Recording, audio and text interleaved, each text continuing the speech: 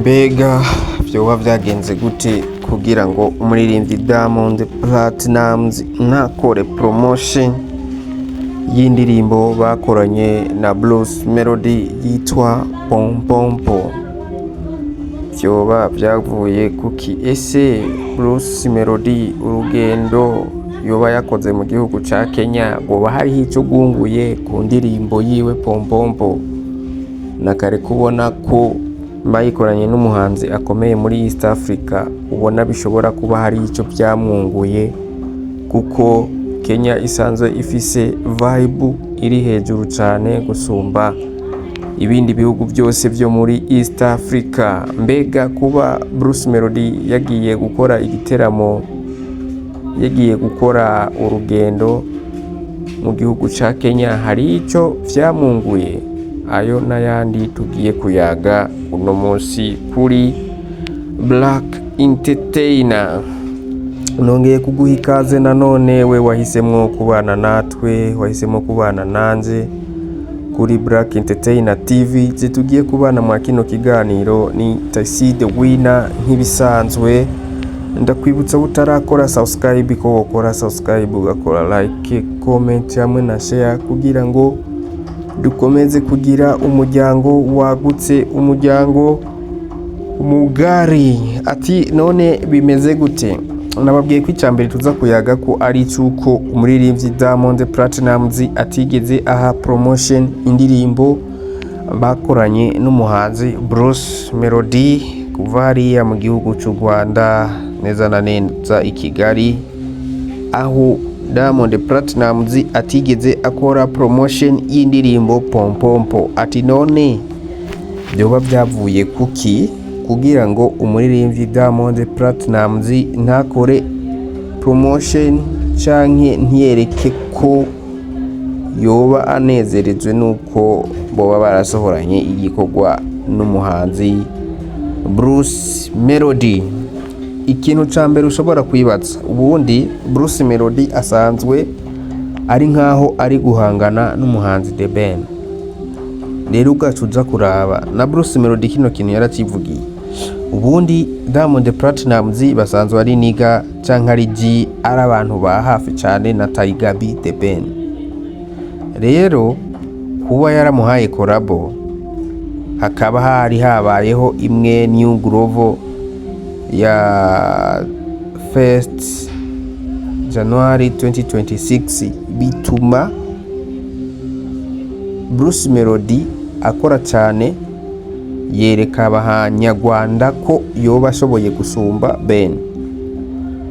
Bikaguma bica impaka hirya no hino, baza kwerekana ko Bruce Melody yoba ashoboye, yoba arenze The Ben, bituma nkaho bibasira umuhanzi Diamond Platnumz ku mbuga nkoranyambaga bamubaza ati who is the first hagati ya Bruce Melody na The Ben.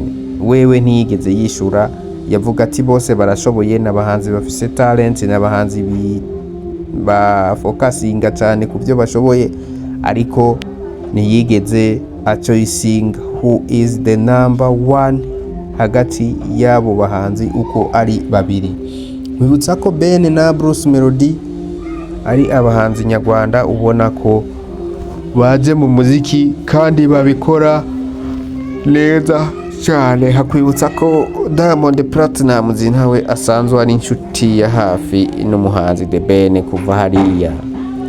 Rero nkubwira ati ubundi umuhanzi Bruce Melody bivanye n'izina afise, naho utokora promotion ku ndirimbo yiwe, we ntacyo biba mutwaye, kuko asanzwe afise izina, asanzwe afise uko akora ibintu vyiwe kandi bikagera kure. Rero kuri we gukora promotion cyangwa kutayikora it's okay, ntacyo biba bimutwaye. Ariko ni hahandi usanga wagiye kwaka collabo nk'umuntu ugasanga ntabwo yishimiye igikorwa mwakoranye. Urumva ugiye kubona indirimbo mwakoranye nta poste ntaki, urumva ucubona ati ntabwo yoba yarishimiye umubano wanje nawe.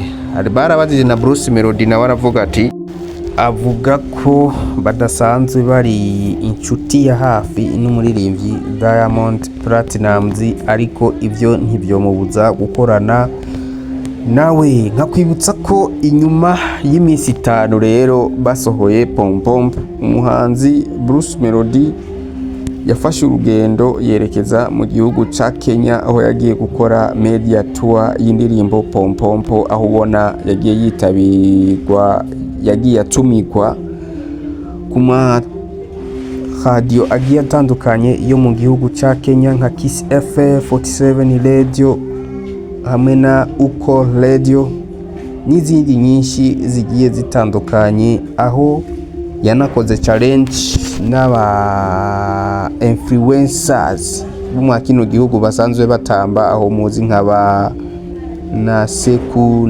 na Kraus bo muri TikTok Star House, aho usanzwe ubona ko babikora neza, ari aba TikTokers bahagaze neza mu kino gihugu ca Kenya, aho yagiye ahura n'abandi bagiye batandukanye, aho ubona yahuye n'abana bagakora challenge y'indirimbo nyinshi zagiye zikundwa ziwe, aho bakoze Katerina, bakora Pom Pom, bakora Fou de Toi, bakoranye na Element L hamwe na Loskana, aho ubona runo rugendo rusa n'urwabaye gwiza kuri Bruce Melody, kuko indirimbo Pom Pom yagiye kongera vibe abanyakenya basanzwe bafise kugira ngo ibandanye igera kure. Mwite Bruce Melody itahi wacu Brice kuva hariya mu gihugu kibanyi cy'u Rwanda, aho ubona akomeje akora tour y'indirimbo yiwe Pom Pom, aho ubona kuva ku itariki 30 na 31 ashobora kuba ari hariya mu gihugu ca Tanzania, aho wenda nuno munsi bivugwa ko ashobora kuba yamaze kugenda akishikira mu gihugu ca Tanzania gukora media tour yindi gira kabiri hariya mu gihugu ca Tanzania. Rero twiteze ko mu gihugu ca Tanzania ashobora gukora media tour ya dance kandi ifise na vibe iri hejuru, na cyane cyane ko umuririmbyi Diamond Platnumz abariho abarizwa. Nibaza ko ibintu biza kuba bisa neza gusumba uko byari bimeze mu gihugu ca Kenya hariya. Mwite Bruce Melody itahi wacu Brice kuva mu Rwanda. Je twari kumwe ni wa muhungu wanyu n'ubundi nayo channel yanyu ni Black Entertainer TV. Mwibutsa we wakoze subscribe kuri umuntu w'agaciro, nawe utarayikora ndakwibutse ko nawe uri uw'agaciro, ariko make sure ko wakoze subscribe ukagira like, comment hamwe na share, dukomeze kugira umuryango mugari. Ciao ciao, thank you so much.